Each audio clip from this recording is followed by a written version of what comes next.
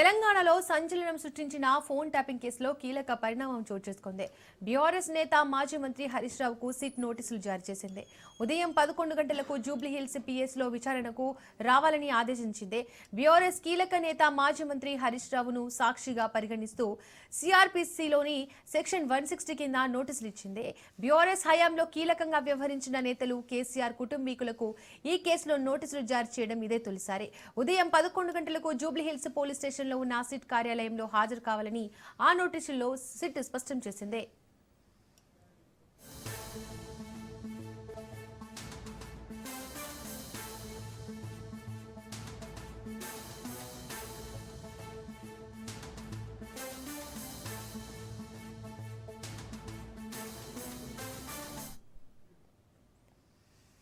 Phone tapping కేసులో SIT నుంచి నోటీసులు అందిన వెంటనే మాజీ మంత్రి హరీష్ రావు తెలంగాణ భవన్ నుంచి బయలుదేరి సిట్ కార్యాలయానికి వెళ్తారు.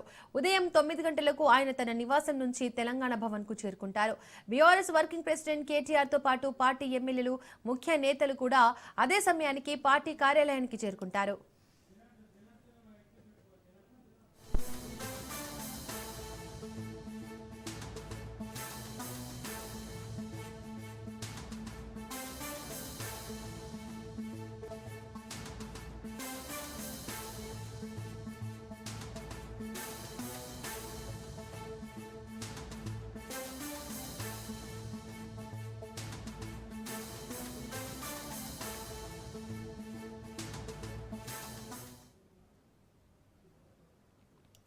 తెలంగాణలో సంచలనం సృష్టించిన ఫోన్ ట్యాపింగ్ కేసులో కీలక పరిణామం చోటు చేసుకుంది. బీఆర్ఎస్ నేత మాజీ మంత్రి హరీష్ రావుకు సిట్ నోటీసులు జారీ చేసింది. ఉదయం 11 గంటలకు జూబ్లీహిల్స్ పిఎస్ లో విచారణకు రావాలని ఆదేశించింది. బీఆర్ఎస్ కీలక నేత మాజీ మంత్రి హరీష్ రావును సాక్షిగా పరిగణిస్తూ సిఆర్పిసిలోని సెక్షన్ 160 కింద నోటీసులు ఇచ్చింది. బీఆర్ఎస్ హయాంలో కీలకంగా వ్యవహరించిన నేతలు కేసీఆర్ కుటుంబీకులకు ఈ కేసులో నోటీసులు జారీ చేయడం ఇదే తొలిసారి. ఉదయం 11 గంటలకు జూబ్లీహిల్స్ పోలీస్ స్టేషన్లో ఉన్న సిట్ కార్యాలయంలో హాజరు కావాలని ఆ నోటీసుల్లో సిట్ స్పష్టం చేసింది.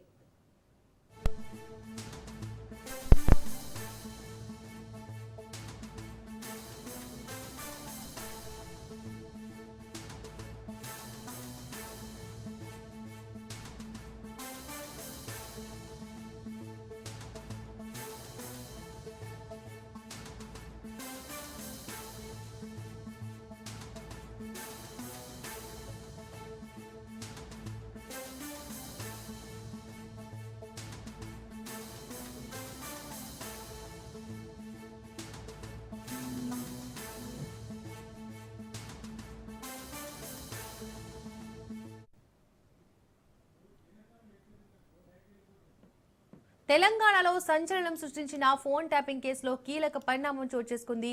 బీఆర్ఎస్ నేత మాజీ మంత్రి హరీష్ రావుకు సిట్ నోటీసులు జారీ చేసింది.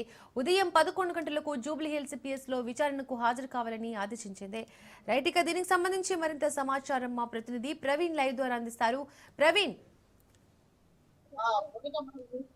తెలంగాణలో సంచలనం సృష్టించినటువంటి ఏదైతే ఫోన్ ట్యాపింగ్ కేసుతో అది కీలక పరిణామం గుర్తొస్తుందని హాజరు కావాలని నిన్న నోటీసులు వచ్చాయి. ఈ నోటీసులు కూడా మొత్తం రోజులుగా తీసుకుంటే అయితే 160 నోటీస్ ఇచ్చారు. 160 నోటీస్ అయితే ఒకటి సాక్షిగా మాత్రమే పిలుస్తున్నారు. అయితే హరీష్ నుండి ఇంకా కొంత ఈ యొక్క ఫోన్ ట్యాపింగ్ కు సంబంధించినటువంటి కొంత ఆధారాలు లభిస్తాయనే ఉద్దేశంతోనే పిలిచినట్టు తెలుస్తుంది.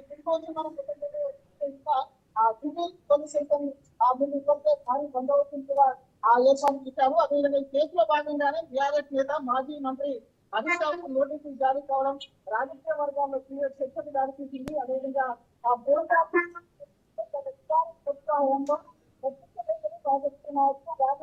మీడియా ప్రతినిధుల ఫోన్లు అక్రమంగా ట్యాప్ చేయించారనే ఆరోపణలతో కేసు వెలుగులోకి వచ్చింది. అదేవిధంగా రాష్ట్ర స్పెషల్ ఇంటెలిజెన్స్ బ్రాంచ్ ఎస్ఐటీ ద్వారా ఈ వ్యవహారం జరిగినట్లు కూడా దర్యాప్తు సంస్థలు అనుమానిస్తున్నాయి. అయితే అధికార దుర్వినియోగం, వ్యక్తిగత గోప్యత, హక్కుల ఉల్లంఘన వంటి తీవ్రమైన అంశాలు ఇందులో భాగంగా మారినట్టుగా కూడా తెలుస్తుంది. అదేవిధంగా చూస్తే కనుక ఈ కేసు దర్యాప్తులో భాగంగా అప్పటి హోంశాఖ ఇంటెలిజెన్స్ వ్యవస్థ పనితీరు పైన కీలక ప్రశ్నలు కూడా సమయంలో కూడా ప్రభుత్వంలో కీలక స్థానంలో ఉన్నటువంటి హరీష్ రావు పాత్ర పైన ఆ స్పష్టత కోసం అధికారులు అధికారులు నోటీసులు అయితే జారీ చేశారు. అయితే నోటీసుల ప్రధానంగా చూసుకుంటే కనుక ఫోన్ ట్యాపింగ్ కు సంబంధించి తీసుకున్న నిర్ణయాలు, అధికారికంగా ఇచ్చిన ఆదేశాలు ఏమైనా ఉన్నాయా అనే కోణం లోపల దర్యాప్తు కొరకు ఈ రోజు పిలువనున్నట్టుగా తెలుస్తుంది. అదేవిధంగా సంబంధిత అధికారులతో జరిగిన సమావేశాలు ఏవైతే ఉన్నాయో ఆ సమావేశాలు ఏ విధంగా జరిగాయి అనే కోణం లోపల కూడా ఈ రోజు ప్రశ్నించే అవకాశం ఉన్నట్టుగా తెలుస్తుంది.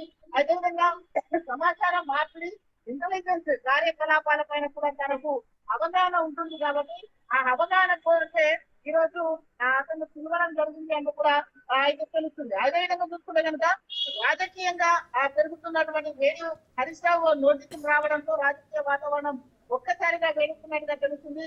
కాంగ్రెస్ పార్టీ వ్యవహారాన్ని ప్రజాస్వామ్యం పైన గాడిగా అభివర్ణిస్తూ పూర్తి స్థాయిలో విచారణ జరగాలని కూడా డిమాండ్ చేస్తూ ఉన్నారు. అయితే మరో పక్క బీఆర్ఎస్ నేతలు మాత్రం ఇది రాజకీయ కక్ష సాధింపులో భాగమంటూ ఆరోపణలను ముఖంగా ఖండిస్తున్నారు. హరీష్ రావు నోటీసులు ఎలా స్పందిస్తారనేది అయితే చూడాల్సి ఉంటుంది.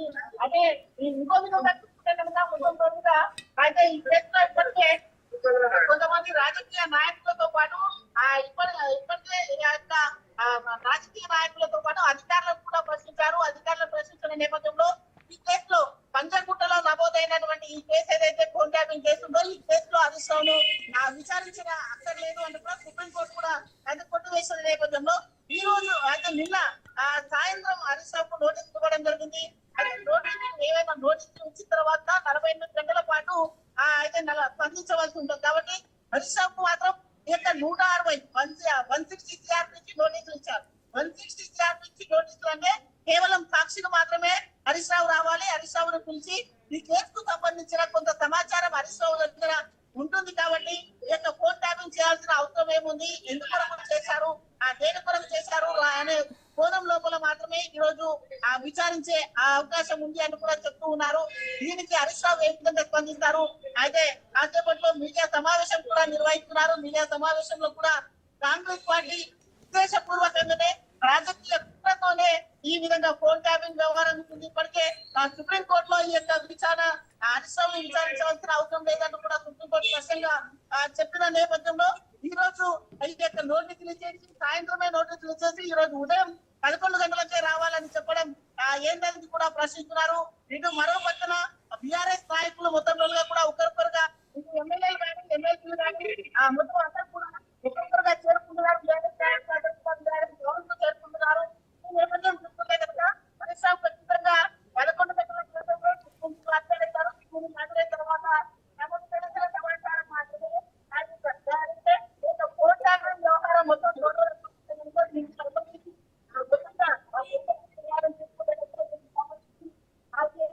హోంశాఖ గాని అయితే గాని అయితే ఉండేటటువంటి కాబట్టి హరీష్ రావు పాత్ర ఏంటి అనేది అయితే మాత్రమే ఉంటుంది. కాబట్టి హరీష్ రావుని మొత్తం ఓన్లీ సాక్షిగా మాత్రమే ఉన్న నేపథ్యంలో చూసుకోవచ్చు. భారీ పోలీస్ బందోబస్తును కూడా ఏర్పాటు చేశారు. అయితే కార్యకర్తలు కూడా వివిధ జిల్లాల నుండి కానీ ఇటు వారిగా కూడా కార్యకర్తలు ఒక్కొక్కరుగా చేరుకుంటున్నారు. తెలంగాణ భవన్ భారీ ఎత్తున చేరుకుంటున్నారు. అయితే భారీ బందోబస్తులు ఏర్పాటు చేశారు. ఈ రోజు ఉదయం 11 గంటలకు హరీష్ రావు అయితే మొత్తం సాక్షిగా మాత్రమే పిలుస్తున్నారు. కాబట్టి అయితే చిత్తాడికి నూతనంగా ఏర్పడినటువంటి సజ్జనర్ నేతృత్వంలో అయినటువంటి సజ్జనర్ నేతృత్వంలో విచారణ కొనసాగుతుంది. కాబట్టి 11 గంటలకు మీడియా సమావేశంలో నేనుగా పోలీసు విధులు ఎవరు కానీ కూడా భారీ బందోబస్తును ఏర్పాటు చేసి బారికేడ్లను కూడా భారీ ఎత్తున బారికేడ్లను ఏర్పాటు చేసినటువంటి విషయాలను మనం చూస్తూ ఉన్నాం. ఇలాంటి అవాంఛనీయ సంఘటనలు జరగకుండా ఈ యొక్క ఏర్పాట్లను చేసినట్టుగా కూడా తెలుస్తుంది. Right Praveen, thank you.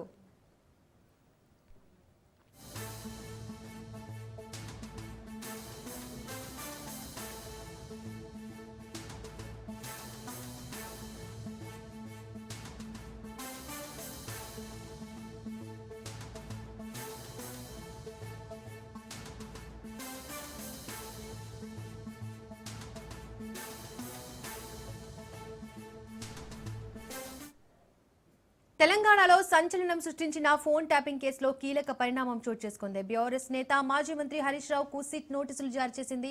ఉదయం 11 గంటలకు జూబ్లీహిల్స్ పిఎస్ లో విచారణకు రావాలని ఆదేశించింది. బీఆర్ఎస్ కీలక నేత మాజీ మంత్రి హరీష్ రావును సాక్షిగా పరిగణిస్తూ సిఆర్పిసిలోని సెక్షన్ 160 కింద నోటీసులు ఇచ్చింది. ఇదే అంశానికి సంబంధించి మరింత సమాచారాన్ని మా ప్రతినిధి తెలంగాణ భవన్ నుంచి సైదులు అందిస్తారు. సైదులు ఈరోజు సిట్ నోటీసులు జారీ చేయడం జరిగింది. హరీష్ రావుకు ఉదయం 11 గంటలకు సిట్ విచారణకు హాజరు కావాలని. దీనికి సంబంధించి హరీష్ రావు సైడ్ నుంచి ఏమైనా ప్రకటన వెలువడిందా విచారణకు వస్తున్నట్లుగా? ఎస్ దీపిక, మరి కాసేపట్లో తెలంగాణ భవన్కి రానున్నారు మాజీ మంత్రి హరీష్ రావు. ఆయనతో పాటుగా BRS working president KTR, BRS పార్టీకి చెందినటువంటి ఎమ్మెల్యేలందరూ కూడా తెలంగాణ భవన్కి మరి కాసేపట్లో వస్తారు. అయితే కోకాపేట నివాసం నుంచి 8:30 మాజీ మంత్రి హరీష్ రావు బయలుదేరతారని మనకి సమాచారం అందుతుంది. అయితే ఆయన తెలంగాణ భవన్కి రాకముందే కోకాపేట నివాసం దగ్గర మీడియాతో మాట్లాడే అవకాశం ఉంది. సిట్ నోటీసులకు సంబంధించి ఆయన మొదటిసారి కోకాపేట నివాసం దగ్గర ఆయన మాట్లాడతారు. ఏ అంశాలపై మాట్లాడతారు అన్నది కూడా కొంత ఆసక్తి. ఎందుకంటే నిన్న రాత్రి సిట్ అధికారులు నేరుగా కోకాపేట నివాసానికి వెళ్ళి మాజీ మంత్రి హరీష్ రావుకు నోటీసులు ఇద్దామని అనుకున్నారు. కానీ అక్కడ మాజీ మంత్రి హరీష్ రావు లేకపోవడంతో ఆయన సిబ్బందికి నోటీసులు ఇచ్చి వెళ్ళిపోయారు. అయితే నిన్నటి నుంచి కూడా మాజీ మంత్రి హరీష్ రావు దీనిపైన ఎక్కడ స్పందించలేదు. నోటీసులు ఇవ్వడాన్ని బీఆర్ఎస్ పార్టీకి చెందినటువంటి నాయకులందరూ కూడా తీవ్రంగా ఖండించారు. వర్కింగ్ ప్రెసిడెంట్ కేటీఆర్ ఖండించారు. మాజీ మంత్రులు సింగిరెడ్డి నిరంజన్ రెడ్డి, మాజీ మంత్రి జగదీశ్వర్ రెడ్డి, ప్రశాంత్ రెడ్డి, మిగిలిన బీఆర్ఎస్ పార్టీ నాయకులందరూ కూడా మాజీ మంత్రి హరీష్ రావుకు నోటీసులు ఇవ్వడాన్ని తీవ్రంగా వాళ్ళు ఖండించారు. అయితే మాజీ మంత్రి హరీష్ రావు నోటీసులు ఇచ్చిన తర్వాత మొదటిసారి ఆయన మీడియాతో మాట్లాడే అవకాశం ఉంది. కాబట్టి మరి కాసేపట్లో ఆయన కోకాపేట నివాసంలో మీడియాతో ఆయన మాట్లాడతారు. అక్కడ నుంచి మాట్లాడిన తర్వాత నేరుగా తెలంగాణ భవన్కు వస్తారు. తెలంగాణ భవన్లో కేటీఆర్ తోటి హరీష్ రావు భేటీ అవుతారు. ఎమ్మెల్యేలందరూ కూడా ఉంటారు. దాదాపుగా గంట పాటు కేటీఆర్తో హరీష్ రావు భేటీ అయ్యే అవకాశం ఉంది. తర్వాత ఆయన నేరుగా 10:30 ఎందుకంటే 11 గంటలకి ఎగ్జాక్ట్గా మనకి జూబ్లీహిల్స్ పోలీస్ స్టేషన్కి రావాలని ఆ యొక్క నోటీసుల్లో పేర్కొన్నారు. కాబట్టి అందుకు ఆయన తెలంగాణ భవన్ నుంచి నేరుగా 10:30 ఎందుకంటే మనకి 20 నిమిషాల సమయంలోనే తెలంగాణ భవన్ బంజరైల్స్ నుంచి జూబ్లీహిల్స్ పోలీస్ స్టేషన్కి వెళ్ళే అవకాశం ఉంటుంది. కాబట్టి ఆయన తెలంగాణ భవన్ నుంచి 10:30 బయలుదేరి నేరుగా 11 గంటలకు జూబ్లీహిల్స్ పోలీస్ స్టేషన్ ముందుకు సిట్ అధికారుల ముందు విచారణకి హాజరవుతారు. అయితే ఏ అంశాలు హరీష్ రావుని అడుగుతారు, అసలు ఎందుకు ఈ యొక్క కేసు నమోదైంది ఏంటి అనేది కూడా మనకి తర్వాత తెలిసే అవకాశం అయితే ఉంది. ఈ యొక్క ఫోన్ ట్యాపింగ్ కేసు వ్యవహారంలో గతంలో ప్రముఖ ఛానల్ ఎండి ఇచ్చినటువంటి వాంగ్మూలం ఆధారంగా హరీష్ రావుకు నోటీసులు ఇచ్చామని కొందరు చెప్తున్నారు. అది నిజమా కాదా ఏంటి అనేది కూడా తర్వాత మనకి తెలిసే అవకాశం కూడా ఉంటుంది. అయితే ఈ యొక్క మా నోటీసులు ఇవ్వడాన్ని మాత్రం బీఆర్ఎస్ పార్టీ నాయకులు తీవ్రంగా ఖండిస్తున్నారు. ఎందుకంటే ఒక కేసు ముఖ్యంగా బొగ్గు కాంట్రాక్టుకు సంబంధించి కాంగ్రెస్ పార్టీ తెలంగాణ రాష్ట్రంలో అధికారంలోకి వచ్చిన తర్వాత ముఖ్యంగా ఈ యొక్క 2 ఏళ్ల పాలనకు సంబంధించి అనేక కుంభకోణాలు జరుగుతున్నాయని నిన్న రాష్ట్ర ప్రభుత్వం పైన సంచలనమైనటువంటి ఆరోపణలు మాజీ మంత్రి హరీష్ రావు చేశారు. ఎందుకంటే గత 2 ఏళ్ల నుంచి అనేక కుంభకోణాలకు రాష్ట్ర ప్రభుత్వం పాల్పడుతుంది, అనేక అక్రమాలు చేస్తూ వస్తుందని కూడా ఆయన చెప్పారు. దాంతోపాటుగా ఈ యొక్క బొగ్గు టెండర్కి సంబంధించి ఎందుకంటే బొగ్గు టెండర్కి సంబంధించి వివిధ కథనాలు మనకి మాధ్యమాల్లో వస్తూ ఉన్నాయి. సో అందుకు అసలు ఇక బొగ్గు టెండరు ముఖ్యమంత్రి రేవంత్ రెడ్డి బావమరిదికి కట్టబెట్టేందుకు ప్రయత్నం చేస్తున్నారు. కాబట్టే ఈ యొక్క కథనాలు మాధ్యమాల్లో వస్తున్నాయని చెప్పేసి సంచలనమైనటువంటి ఆరోపణలు చేయడం జరిగింది. కాబట్టి ఈ యొక్క సైట్ విజిట్ చేసే విధానం అంటే బొగ్గు టెండర్ ఎవరికైతే దక్కుతుందో గతంలో సైట్ విజిట్ చేసే విధానం గతంలో లేదు. కాంగ్రెస్ పార్టీ అధికారంలోకి వచ్చిన తర్వాత ముఖ్యమంత్రి రేవంత్ రెడ్డి బంధువులకు ఈ యొక్క బొగ్గు కాంట్రాక్టు ఇచ్చేందుకు సైట్ విజిట్ చేసే విధానాన్ని కొత్తగా రేవంత్ రెడ్డి తీసుకొచ్చిన తర్వాత ఈ యొక్క రేవంత్ రెడ్డి బావమరిదికి నేరుగా సైట్ విజిట్ చేసి సర్టిఫికేట్ ఇచ్చిన తర్వాత నేరుగా వాళ్ళు వెళ్ళి అక్కడ విజిట్ చేశారు. సో ఇవన్నిటిని కూడా ప్రజలు గమనిస్తూ ఉన్నారు. గతంలో లేనటువంటి నియమ నిబంధనలు కాంగ్రెస్ పార్టీ అధికారంలోకి వచ్చిన తర్వాత ఎందుకు తెచ్చారనేది కూడా ప్రధానమైన ఆరోపణ అని చెప్పేసి కూడా ఆయన సంచలనమైనటువంటి ఆరోపణలు చేశారు. కాబట్టి రేవంత్ రెడ్డి భావమరిది సుజన్ రెడ్డికి ఈ యొక్క బొగ్గు కాంట్రాక్టు ఇప్పించేందుకు సిద్ధమయ్యారు. కాబట్టి ఈ కుంభకోణమే కాదు, అనేక కుంభకోణాలకు పాల్పడ్డారు. అమృత్ టెండర్ల విషయంలో కూడా కుంభకోణాలకు పాల్పడ్డారు. సో ఈ విధంగా రాష్ట్ర ప్రభుత్వం ప్రజల సంక్షేమం మర్చిపోయి, ప్రజలకు ఇచ్చినటువంటి హామీలు మర్చిపోయి, ప్రజలకి నెరవేర్స్తామన్నటువంటి హామీలు ఇవ్వలేకపోవడం వల్ల ఈ విధంగా ఎవరిస్తుందని చెప్పేసి కూడా మాజీ మంత్రి హరీష్ రావు చెప్పారు. దాంతో పాటుగా ముఖ్యంగా మనకి సమ్మక్క సారాలమ్మకు సంబంధించినటువంటి టెండర్లు ఏవైతే ఉన్నాయో ఆ టెండర్లకు సంబంధించి ఇటు ఇద్దరు మంత్రుల మధ్య పంచాయతీ నడుస్తుంది. కొండా సురేఖ, అదేవిధంగా పొంగులేటి శ్రీనివాసరెడ్డి, వీళ్ళిద్దరి మధ్య సమ్మక్క సారాలమ్మ టెండర్లు రాకపోవడం వల్ల పంచాయతీ బయటకు వచ్చిందని చెప్పేసి కూడా సంచలనమైనటువంటి ఆరోపణ మాజీ మంత్రి హరీష్ రావు చేయడం జరిగింది. దాంతోపాటుగా సినిమా టికెట్ల రేట్లకు సంబంధించి నాకు తెలియకుండానే, అంటే మంత్రి కోమటిరెడ్డి వెంకటరెడ్డికి తెలియకుండానే సినిమా టికెట్ల రేట్లు పెంచుతున్నారని చెప్పేసి, దానికి సంబంధించినటువంటి పెంచిన రేట్ల డబ్బులు పంచాయతీ కూడా ముఖ్యమంత్రికి మా కోమటిరెడ్డి వెంకటరెడ్డి మధ్య జరుగుతుందని చెప్పేసి కూడా సంచలనమైనటువంటి ఆరోపణలు చేశారు. డెక్కన్ సిమెంట్ ఫ్యాక్టరీ, ముఖ్యంగా డెక్కన్ సిమెంట్ ఫ్యాక్టరీ నుంచి డబ్బులు వసూలు చేశారు కొందరు కాంగ్రెస్ పార్టీకి చెందినటువంటి నాయకులు. సో ఆ పంచాయతీ కూడా తెరపైకి వచ్చింది. ఈ విధంగా చూస్తే 2 నెలల్లో మంత్రుల మధ్య, ముఖ్యమంత్రి మధ్య పంచాయతీ నడుస్తూ ఉంది. కాబట్టి ఈ అటువంటి ఆరోపణలు మాజీ మంత్రి హరీష్ రావు చేసిన తర్వాత ఒక దురుద్దేశంతో రాష్ట్ర ప్రభుత్వం ఈ విధంగా వివరిస్తుంది.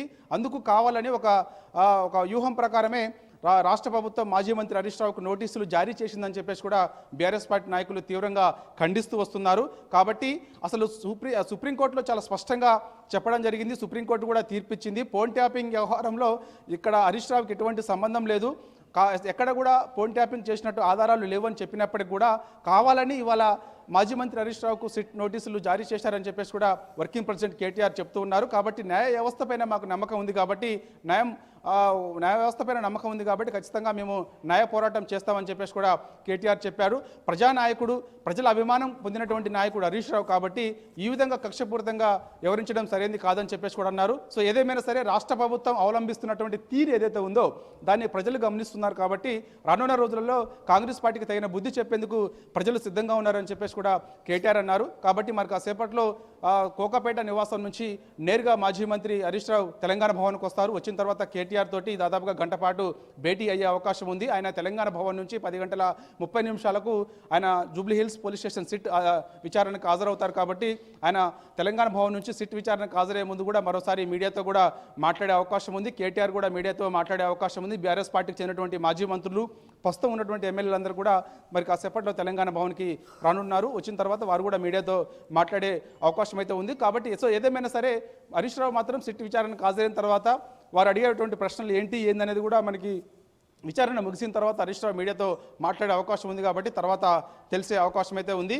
కాబట్టి ఫోన్ ట్యాపింగ్ కేసుకు సంబంధించి మనకి మొదటిసారి, అంటే గతంలో ఫోన్ ట్యాపింగ్ వ్యవహారంలో మనకి నకరేకల్ మాజీ ఎమ్మెల్యే చిరుమర్తి లింగయ్య కూడా నోటీసులు ఇచ్చారు. అప్పుడు ఆయన ఇచ్చిన తర్వాత ఆయన కూడా నేరుగా జూబ్లీ హిల్స్ పోలీస్ స్టేషన్కి వెళ్ళి విచారణకి హాజరు కావడం జరిగింది. కాబట్టి తర్వాత ఇప్పుడు రెండో వ్యక్తి మాజీ మంత్రి హరీష్ రావుకి నోటీసులు ఇచ్చారు. కాబట్టి సో మరి కాసేపట్లో హరీష్ రావు కూడా నేరుగా జూబ్లీ హిల్స్ పోలీస్ స్టేషన్కి వెళ్ళి సిట్ అధికారుల ముందు విచారణకి అయితే హాజరవుతారు. సో కానీ ఏదేమైనా సరే సంచలనం సృష్టించినటువంటి ఈ కేసు ఏదైతే ఉందో ఈ కేసుకు సంబంధించి ముఖ్యంగా ఆధారాలు లేనప్పటికీ కూడా కావాలని ఈ యొక్క ప్రతిపక్షాల గొంతు నొక్కేందుకు రాష్ట్ర ప్రభుత్వం ఎవరిస్తుందని చెప్పేసి కూడా తీవ్రమైనటువంటి ఆరోపణలు రాష్ట్ర ప్రభుత్వం పైన వస్తున్నాయి. ఎందుకంటే ఎవరైతే ప్రజల పక్షాన పోరాడుతున్నారో, ఇటు అసెంబ్లీ సాక్షిగా ఇటు ప్రజాక్షేత్రంలో ప్రజల సమస్యలపైన పోరాడుతున్నారో వారి గొంతు నొక్కే ప్రయత్నం రాష్ట్ర ప్రభుత్వం చేస్తుందని పెద్ద ఎత్తున విమర్శలు వస్తున్నాయి. దాంతోపాటుగా ఇక ఈ విధంగా అంటే ఇటు ప్రభుత్వం అవలంబిస్తున్నటువంటి తీరు, ముఖ్యంగా ఇచ్చినటువంటి హామీలు, కాంగ్రెస్ పార్టీ ఇచ్చినటువంటి 6 గ్యారెంటీలు, 420 హామీలు అమలు చేయలేకపోవడం వల్ల ప్రతిపక్ష నాయకులపైన కేసులు పెడుతున్నారని చెప్పేసి కూడా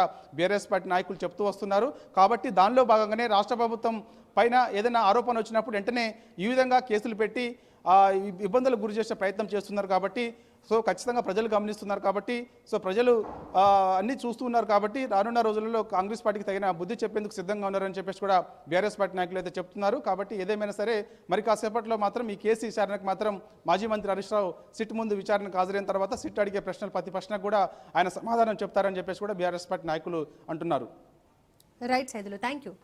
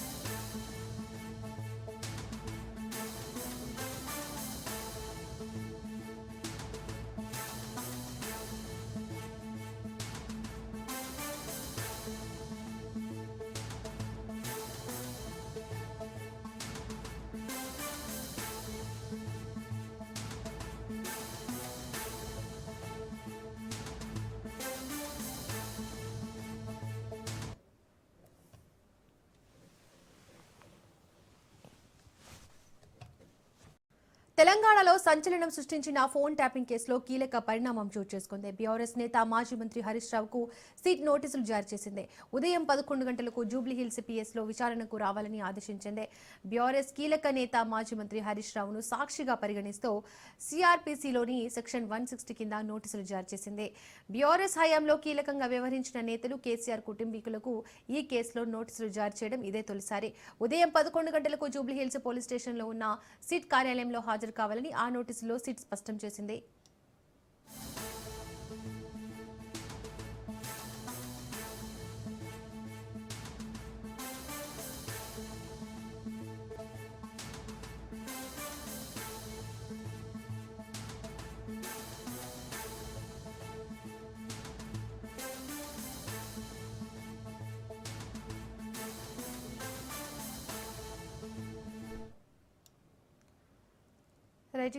హరీష్ రావు సిట్ నోటీసులపై కేటీఆర్ స్పందించారు. రాజకీయ వేధింపులే కాంగ్రెస్ ఎజెండా అని ఫోన్ ట్యాపింగ్ కేసు సుప్రీంకోర్టే కొట్టేసిందన్నారు.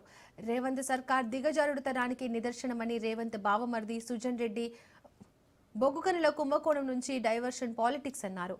తమకు చట్టంపై నమ్మకం ఉందన్న కేటీఆర్ ఏ విచారణకైనా సిద్ధంగా ఉన్నామన్నారు. విచారణల పేరుతో ప్రతిపక్షాల గొంతు నొక్కలేరని, చౌకబారు బెదిరింపులకు భయపడేది లేదన్నారు కేటీఆర్.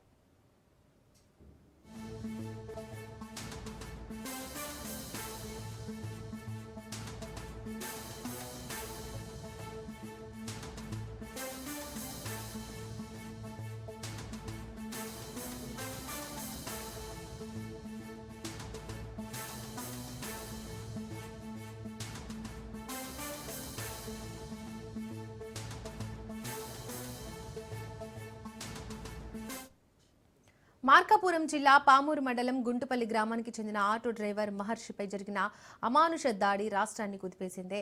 బోట్లగూడూరు గ్రామంలో స్తంభానికి కట్టేసి కులం కక్షలతో దారుణంగా కొట్టిన ఘటన మానవత్వాన్ని ప్రశ్నిస్తోంది. ఈ పాశవిక చర్య సోషల్ మీడియాలో వైరల్ కావడంతో బాధితుడికి అండగా నిలిచారు బీసీవై పార్టీ అధ్యక్షులు రామచంద్ర యాదవ్. బాధితుడి స్వగ్రామమైన గుంటుపల్లికి చేరుకున్న ఆయన బాధిత కుటుంబాన్ని పరామర్శించి ధైర్యం చెప్పారు. బాధితుడికి వెంటనే న్యాయం చేయాలని రామచంద్ర యాదవ్ డిమాండ్ చేశారు.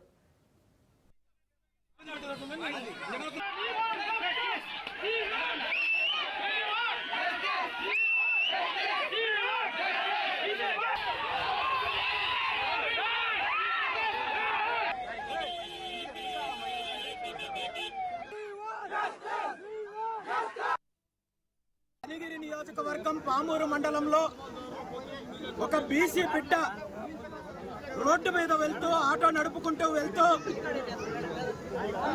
ఒక చిన్న తప్పు జరిగిందని అతన్ని అధికార పార్టీకి సంబంధించిన వ్యక్తులు 20-30 మంది పట్టపగలు నడి రోడ్డు పైన బట్టలు తీసేసి స్తంభానికి కట్టి 2-3 గంటల పాటు విచక్షణ రహితంగా దాడి చేస్తే బీసీలకు రక్షణ చట్టం కల్పిస్తాం మేము అధికారంలోకి వస్తాయని చెప్పి తప్పుడు హామీలు ఇచ్చిన ముఖ్యమంత్రి చంద్రబాబు నాయుడు గారికి ఒక్కటే హెచ్చరిస్తున్నాను. ఈ రాష్ట్రంలో మీరు అధికారంలోకి వచ్చిన తర్వాత ప్రతిరోజు ఎక్కడ ఒక చోట ఏదో ఒక రకంగా బీసీల పైన దాడులు జరుగుతున్నాయి, ఇండ్ల పైన దాడులు జరుగుతున్నాయి, హత్యా ప్రయత్నాలు జరుగుతున్నాయి, కులాల పేరు చెప్పి అవమానించే కార్యక్రమం చేస్తున్నారు. అన్ని రకాలుగా అరాచకాలు చేస్తున్నప్పటికీ ప్రభుత్వము ఏమాత్రం చర్యలు తీసుకోకపోగా బీసీలను భయపెట్టించి భయభ్రాంతులకు గురి చేస్తే కార్యక్రమం చేస్తున్నారు. నిజంగా మీరు ఇదే పద్ధతి కొనసాగితే రాబోయే రోజుల్లో బీసీ బిడ్డలు, బీసీ యువత తిరగ